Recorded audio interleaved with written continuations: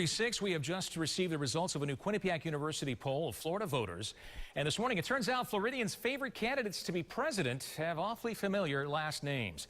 Hillary Clinton is the favorite Democratic candidate. In polls, she would beat former Florida Governor Jeb Bush 51 to 40%, and Senator Marco Rubio 52 to 41%. One major reason helping Clinton, she is viewed more favorably than either of the men. In fact, 62% have a favorable opinion of the former Secretary of State, just half like Jeb Bush, while only 41% have a positive opinion of Senator Rubio. And it's not just Democrats who like Clinton. 26% of Republicans also view her favorably, which is a high number for a Democrat who often battled with the GOP. The poll also asked Florida voters about their views on gun control. Just over half, 51%, favor stricter state gun control laws.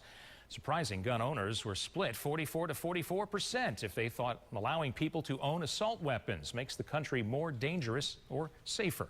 Despite that, by a slim margin, Floridians say the National Rifle Association better reflects their views on guns than President Obama does. We'll be posting the results of that poll on our website, abcactionnews.com. It is